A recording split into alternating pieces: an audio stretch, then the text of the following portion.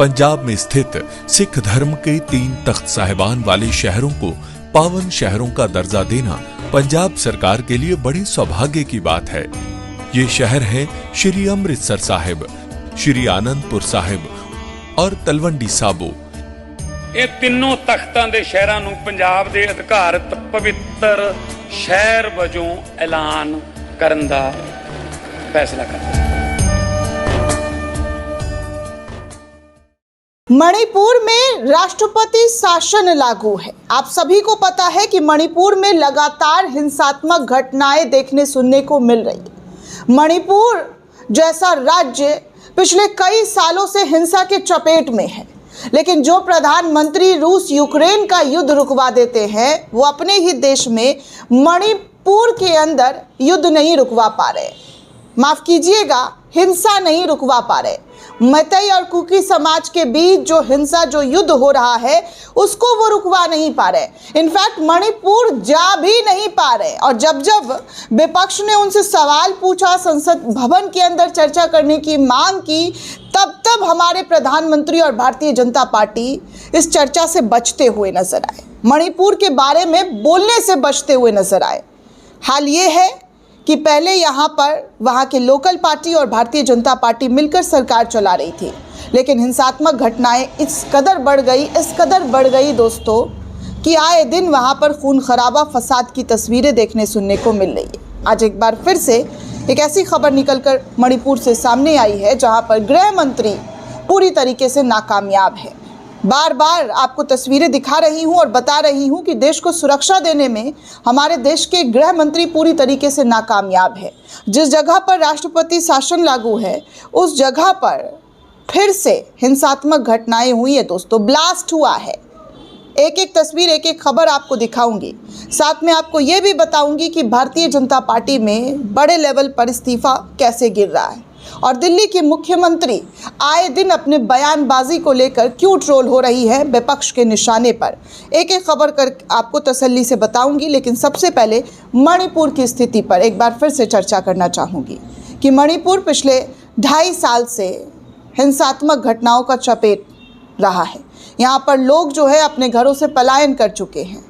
ऐसा लगा एक बार कि शायद राष्ट्रपति शासन लागू होने के बाद सब कुछ ठीक हो जाएगा, लेकिन सब कुछ ठीक यहाँ पर दिखाई नहीं दिया जा रहा है।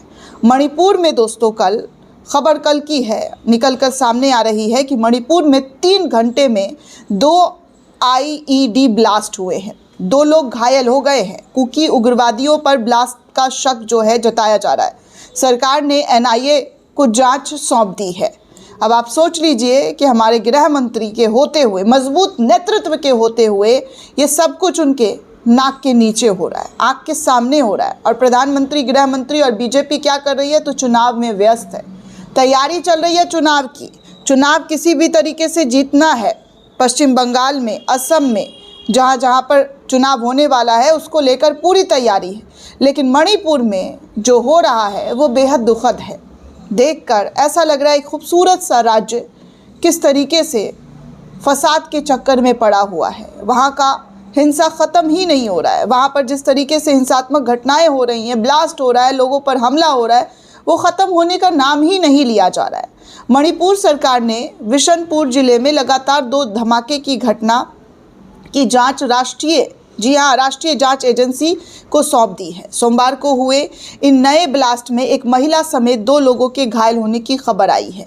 ये धमाका स्थानीय स्तर पर बनाए गए इम्प्रोवाइज्ड एक्सप्लोसिव डिवाइस से किया गया, यानी कि IED से किया गया है। घटना में शामिल दोषियों को पकड़ने के लिए मंगलवार को लगातार दूसरे दिन भी आसपास के इलाकों में तलाशी अभियान जारी है। सोमवार को फोकचाओ इकाई पुलिस स्टेशन की अगर बात करूं तो उस इलाके के नगांव कौन गांव में 5:45 पर एक खाली पड़े घर में IED ब्लास्ट हुआ था। मई 2023 में मणिपुर में जातीय हिंसा शुरू हुआ था।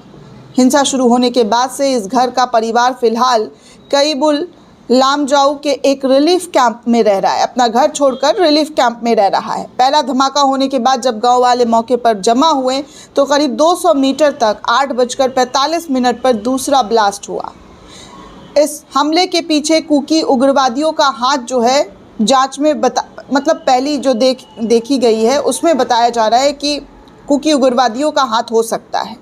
ब्लास्ट में घायल हुए लोगों की पहचान सोइबम सनातोबा सिंह के तौर पर हुई है, जो कि 52 साल के हैं, और नाथोबाम इंदुबाल देवी जो कि 37 साल के रूप में पहचान हुई है। घायलों को सरकारी अस्पताल में जो है भर्ती कराया गया है, क्योंकि ब्लास्ट इतना तेज़ था कि यहाँ पर जो लोग थे वो जख्मी बहुत ज़्यादा हो गए। धमाके के बाद जब सुरक्षा बल मौके पर पहुंची तो स्थानीय लोगों ने उन पर सुरक्षा में चूक का आरोप तक लगाया है। लोगों ने इलाके में बने अस्थायी सुरक्षा बंकर को भी तोड़ दिए। कई मैतेई संगठनों ने तो सोमवार के रात 12 बजे से पूरे राज्य में 24 घंटे बंद करने का ऐलान कर दिया। मणिपुर में 3 मई 2023 के बाद से जारी हिंसा में अब तक 260 से अधिक लोगों के मारे जाने की खबर आ चुकी है और 60,000 से ज़्यादा लोग विस्थापित हो गए। जैसा कि मैंने आपको कहा कि लोग पलायन कर रहे हैं। जिस तरीके की घटनाएं हो रही हैं उससे लोग आहत होकर अपने घर को छोड़कर वहां से निकल गए हैं। बहुसंख्यक मैतेई और कुकी समुदाय के बीच कई बार फायरिंग की घटनाएं हो चुकी है, लेकिन आईईडी ब्लास्ट की संभवतः ये पहली घटना देखने सुनने को मिल रही है। उधर घटना के विरोध में indigenous people organisation of all Manipur student union सड़कों पर उतर आए हैं, विरोध कर रहे हैं और शांति बहाली करने का सरकार से अपील कर रहे हैं। ना शांति आ रही है और ना ही सियासी समाधान निकल रहा है। मणिपुर में शांति लाने के लिए बीते 31 मई से गृह मंत्रालय, राज्यपाल और सेना अपने अपने स्तर पर कोशिश करते हुए नजर आए, लेकिन उनकी कोशिश लगातार नाकाम रही। शांति ना आ रही है और ना ही राजनीतिक समाधान किसी भी तरीके से यहाँ पर निकल रहा है। राज्य में पिछले 2.5 साल से सैन्य अभियान से जुड़े एक अधिकारी ने नाम ना छापने की शर्त पर दैनिक भास्कर को बताया है कि मणिपुर में सेना अपना काम कर रही है। हथियारों की बरामदगी, संगठनों से बातचीत, सुरक्षा और पुनर्वास सभी पहलुओं पर एक साथ काम जारी है, लेकिन अभी राज्य में एक पूर्ण सरकार के गठन की ज़रूरत है। आपको बता दूं दोस्तों कि गृह मंत्रालय लगातार मैतेई और कुकी नेताओं से बातचीत कर रहा है। पीड़ितों को न्याय के लिए इंडिपेंडेंट पीपल ट्रिब्यूनल बनाया गया है। राजनीतिक बातचीत के तहत यूएनएल उग्रवादी समूह के साथ शांति समझौता भी किया गया। इन सभी का मकसद जातीय विभाजन को खत्म करना है। इसी बीच मणिपुर में गवर्नर अजय कुमार भल्ला ने हाल ही में अपने कुछ वरिष्ठ अधिकारियों के साथ नई दिल्ली आकर केंद्रीय नेताओं से मुलाकात की। राज्य में एक बार फिर से लोकप्रिय सरकार के गठन को लेकर अटकलें तेज हुई, लेकिन आपको बता दूं दोस्तों कि यहाँ पर स्थिति बिल्कुल भी सही नहीं है, ठीक नहीं है, क्योंकि जिस तरीके की यहाँ से खबर निकलकर सामने आ रही है उससे लग रहा है कि यहाँ के लोगों में गुस्सा है, आक्रोश है, और इस कदर आक्रोश है कि लोग अब सरकार से सड़कों पर उतरकर प्रदर्शन करते हुए मांग कर रहे हैं। वहीं दूसरी तरफ भारतीय जनता पार्टी को गुजरात में बड़ा झटका लगा है। जी हाँ, बिल्कुल सही सुन रहे हैं, मोदी और शाह के गृह राज्य में बड़ा झटका लगा है भाजपा को। बीटीपी नेता और पूर्व विधायक महेश बसावा भाजपा से इस्तीफा देने के बाद कांग्रेस में शामिल हो गए हैं। हालांकि बीजेपी से उन्होंने काफ़ी समय पहले इस्तीफा दे दिया था। महेश बसावा गुजरात के आदिवासी नेता छोटू बसावा के बेटे हैं, जिन्होंने 2024 लोकसभा चुनाव से पहले बीजेपी का दामन थाम लिया था, लेकिन अब उस दामन को छोड़ दिया है, जो कि बीजेपी के लिए बड़ी टेंशन वाली बात है। आदिवासी जो है ये महेश बसावा जो है आदिवासियों के एक बड़े नेता, जाने माने नेता माने जाते हैं। बीजेपी से इस्तीफा देने के बाद उन्होंने जो है आपको बता दूं कि कांग्रेस को ज्वाइन कर लिया। इनके पिता छोटू बसावा छगड़िया का 7 बार प्रतिनिधित्व कर चुके हैं, लेकिन 2022 में चुनाव वो हार गए थे, लेकिन अब कांग्रेस के साथ पहुंच गए हैं, कांग्रेस का दामन थाम लिया है और कहीं नहीं जाने की बात कर रहे हैं।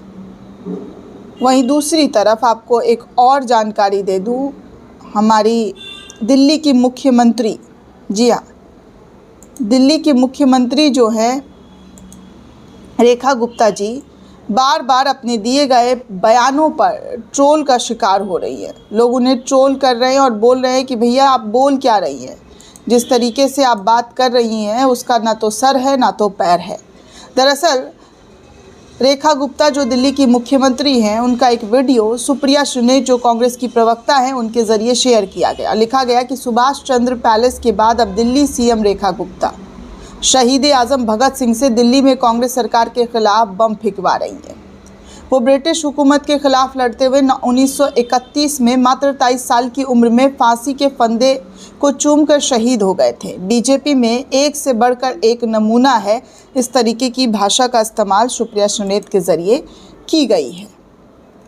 ये हाल है दोस्तों दिल्ली की मुख्यमंत्री का। पहले AQI नहीं बोल पा रही थी और अब शहीद आजम भगत सिंह को लेकर गलत खबर बता रही हैं कि कांग्रेस के खिलाफ बम फेंका करते थे। ये सब हमारे देश के लीडर हैं। दोस्तों, इस पूरे रिपोर्ट को लेकर आप क्या सोचते हैं, आपकी क्या प्रतिक्रिया है, हमें कमेंट करके ज़रूर बताइएगा। साथ ही साथ चैनल को ज़्यादा से ज़्यादा लाइक, शेयर और सब्सक्राइब करना बिल्कुल भी ना भूलें। शुक्रिया दोस्तों। जय हिंद।